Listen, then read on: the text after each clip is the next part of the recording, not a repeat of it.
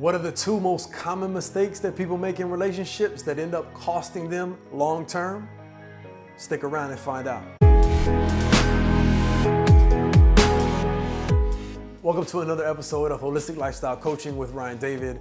I'm Ryan David, and today we're talking relationships, one of my favorite topics. Specifically, I'm talking about two very common but detrimental mistakes people make when getting into a relationship. And a lot of the time, they're not even aware that they're making these mistakes. So I want to share them with you today so that you can become aware of them and the consequences that are attached to them from now on. Let's get into them. Number one, trying to change someone. Trying to change someone. Asking your partner to change or be different in some way at some point is almost a given. However, when you ask your partner to make an effort to work on something or to change something about them, be sure that it's for the good of the relationship and not just for your own preference as an individual. Remember, they are who they are and they were the way they were when you fell in love with them. And although maybe, yes, they could afford to change for their own good, most people will be fine without changing what you don't like about them or what affects you. Now, let me be clear. I'm not talking about asking your partner to change unhealthy or destructive behavior. Those definitely need to be addressed.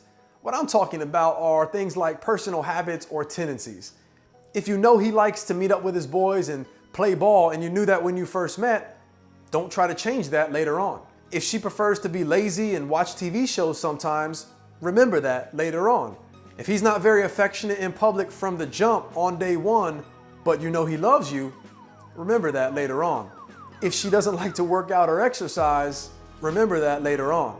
When it comes to trying to get someone to change, you need to be sure that what you would like to see change is something that is negatively affecting the health of the relationship overall, and then be able to communicate exactly how and why it's a relationship problem and not just something that you don't like. Yes, there are things that people do need to make an effort to change and tweak for the health, strength, and growth of the relationship. By no means am I saying we can be whoever we want and it'll still work out or should work out. We have to work together and make adjustments or accommodations and compromise and sometimes sacrifices for the good of the relationship. That needs to be the goal that stays front and center for both people. What happens is a lot of people fall in love and just ignore or deal with the differences or the things they don't like early on because they're in love, obviously. And then when the relationship is official or has gotten serious and time has passed, and now they're committed to you, with, I might add, the belief that you love them for who they are, then you decide to speak up or push back about the things you don't like or never liked to begin with in an attempt to change them going forward. Understand that if you have an issue with someone, you either need to A, be vocal about it as early as possible, B, decide you're going to commit to accepting them now and later, or C, end things early on and stop the relationship from continuing to grow under the illusion you accept them as they are. For the relationship to have a genuine future, you better either communicate your concerns or learn to love or at least appreciate their differences and idiosyncrasies early on. The second biggest mistake people make is thinking that someone won't ever change. Far too often people get into relationships with the conscious hope or the unconscious illusion that the person will stay exactly the way they are forever. But the reality is, we're all going to change on our own over time. And sometimes those changes in your partner will actually be in line with the things that you want to change about them. But others may be unexpected and difficult to adjust to. I found that the best way to guard against this is to actually encourage change or growth and look forward to it, welcome it. If you're not growing, you're dying. And for growth to take place, change is necessary. It's called maturity, and it's a good thing. The more we experience in life and self-reflect and learn from others, the more we develop new frames of reference that create our reality and impact our thought process and behavior.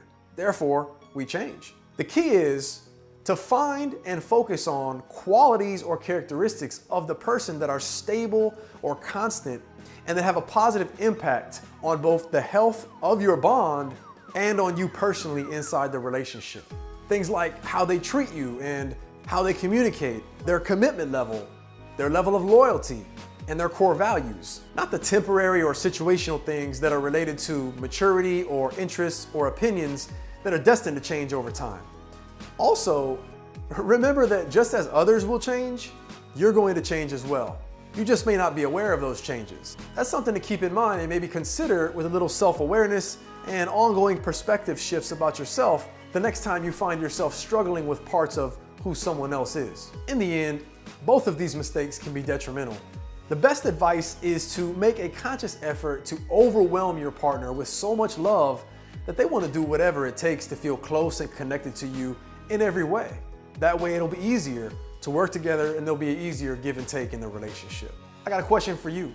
Can you relate to these two issues personally? And what's been your biggest challenge when it comes to change in relationships? Leave your response for me in the comments below and I'll take a look at it. Also, if you have any issues or questions that you want to ask me pertaining to relationships, I'd love to hear them and see if I can help. Maybe even feature your question in one of my videos. Thanks for watching. I hope you find this reminder useful in the future. That thumbs up button means you like the content, and that subscribe button is for us to stay connected with more videos like this to come. Until next time, go tell your partner you love them for exactly who they are.